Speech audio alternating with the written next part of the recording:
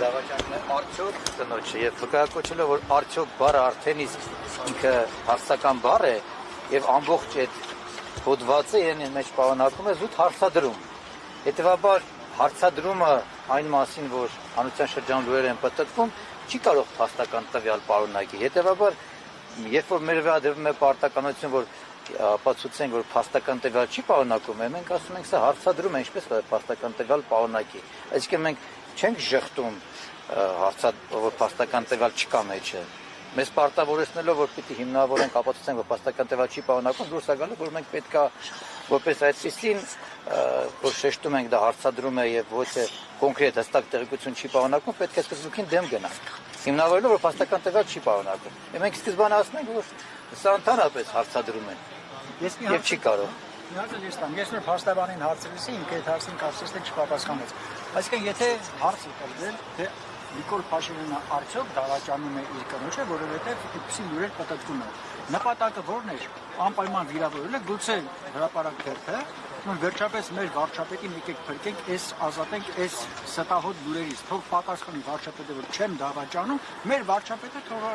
անհիշտ իր շարունակի իր կյանքով ապրի։ Եկեք եկսիրով այդ հարցին իրավական տեսանկյունից պատասխան տամ։ Նայեք, զրպարտությունը որպես այդպեսին 3-4 կարևոր կոմպոնենտ պետք է պարունակի։ Առաջինը, թիվ 1 որ վճռաբեկ դատան անդրադարձել է, պետք է նշել է, որ պետք է իր մեջ պարունակի ստույգ կոնկրետ տվյալ, տեղեկություն, այսինքն կոնկրետ փաստական տվյալ, փաստ։ Հիմա մենք ասում ենք, երբ որ արդեն իսկ սկզբանե վերնագիրը տալիս է, որ Փաշինյանը դավաճանում է արդյոք կնոջը, ինքը հարցադրում է եւ դրանից հետո գալիս է երկրորդ նախադասությունները, ասում է վկայակոչում է հոդվածագիրը, ինչպեսին պետք է լինի երկրի առաջնորդը եւ բավականին լավ գեղեցիկ այդ հատկանիշները տալիս է եւ երրորդ կարեւոր դրանից հետո եկող նախադասությունն ասում է այդ իսկ պատճառով ցանկալի է կարեւոր է պարզել դավաճանում է թե ոչ, այսինքն հիմնվում այն հանգամանքի վրա, որ բարեվարկության կանոններից ելնելով, եթե երկրի առաջնորդը նման արարք է դրսևորում, որը հանրության շրջանում պատտվում է, ապա հանրության հետաքրքրող հարցի պատասխանը պետք է պարզել, ոչ թե արդեն արկա է փաստ, հանգամանք, տեղեկություն, որ նման բան կա, ճշտենք իրականության համապատասխանում է թե ոչ, ասում հարկավոր է պարզել նման լուրերը, որ պատտվում են Նիկոլ Փաշինյանը դավաճանում է արդյոք թե ոչ, հետևաբար որպես այդպեսին մեկ ամբողջ դատավարական այս նիստի ընթացքում այն հանգամանքներ վկայակոչվում, որ որևիցե փաստական տվյալ մենք չենք վկայակոչել։ Ուղղակի լրատվամիջոցը ելնելով օրենքով իրեն վերապահված իրավունքներից, այսինքն գործելով իրավահավասարության, խոսքի ազատության, բազմակարծության սկզբունքներից, հաշվի առնելով, որ Նիկոլ Փաշինյանի կողմից հնչել է երկրի հոգևոր առաջնորդի վերաբերյալ տեղեկություն տվյալ, եւ որը հնչեցել է արդյոք վեհապարը կաթողիկոսումնի զավակ թե ոչ, քշերքի մյուս նժարին դնում է մյուս երկրի առաջնորդի եւ օգտվելով իր իրավական օրենքով ամրագրված սկզբունքներից հանրությանը հարց է ուղղում։ Հիմա երկրի առաջնորդը դավաճանել է կնոջը թե ոչ, այնպես ինչպես Նիկոլ Փաշինյանը հարց է հնչեցնում, երկրի հոգևոր առաջնորդը ունի զավակ թե չունի, դավաճանել եկեղեցուն թե ոչ, այսինքն այս հանրային կարծիքի շահը բավարարելու հրապարակ օրաթերթի միտումը չի կարող դիտարկվել որպես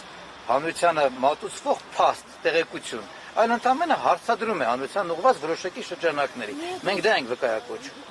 Նախատես էին այստեղ օրինակներում, որ անձնականային իրավունք ունեն անդրադառնալ, չնայած նրան, որ պաշտոնյա է եւ այլն եւ այլն։ Դուք ինչ օրինակներ կարող եք այսպես հակառակի մասին դրել, որտեղ ամբողջ աշխարհում պաշտպանված է։ Հարգելի լրագրողներ, քանի որ այսօր նախնական դատական նիստ էր, բայց տպավորությունով մենք արդեն դատաքննության ենք անցել, որովհետեւ հարցերը պետք է հնչվեին բացառապես միջնորդությունների հետ կապված շրջանակներում։ Սակայն մենք քննարկեցինք այդ նաև կողմը վկայակոչեց մեդի որոշումներ։ Ես հաջորդ նիստին շուրջ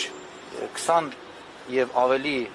մեդի որոշումներ կվկայակոչեմ կոնկրետ այդ փաստարկներով, որոնք հակառակը կհիմնավորեն, որ Նիկոլ Փաշինյանը լինել որպես քաղաքական գործիչ, ոչ միայն հանրային դեմ, այլ քաղաքական գործիչ միեդը ունի քաղաքական գործիչների վերաբերյալ բազմաթիվ որոշումներ, որ նրանք պետք է պատրաստ լինեն քննադատություններին։ Եվ այս հոդվածը մասնավոր կյանքը նույնքան պաշտպանված չէ, որքան շարքային մասնավոր քաղաք։ այո, հետևաբար հարգարժան կողմը վկայակոչվում որպես ֆիզիկական անձ, եւ դուք ականատեսրակ լսեցիք, որ ֆիզիկական անձ քիչ առաջ էր, բայց ֆիզիկական անձ չէ միայն։ Նիկոլ Փաշինյանը երկրի առաջնորդ է կոչվում եւ քաղաքական գործիչ է։ Հետևաբար նրա կողմից արված ցանկացած արտահայտություն, ցանկացած դրսևորված վարքագիծ պետք է հանրությունը գնահատական տա, դա բարեվարկության մեջ դրսևորվում է, բարոյական է, թե բարոյական չէ։ Հետևաբար լրատվամիջոցները որպես այդպիսին հանրությանը հետաքրքրող հարցերը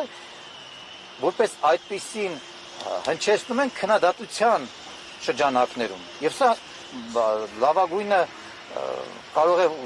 որպես քննադատություն։ Վիրավորելու մասին ընդհանրապես խոսներ չի կարող որպես այդպիսին, որովհետև սա իր մեջ ընդհանրապես հարցադրում է բարոյական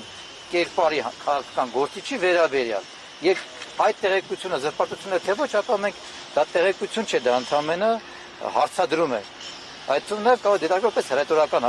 հարցադրում հանրությանը ուղղված։ Տիկին Օհանյան, շարունակելով մի բառ, նայեք, մի դեպքում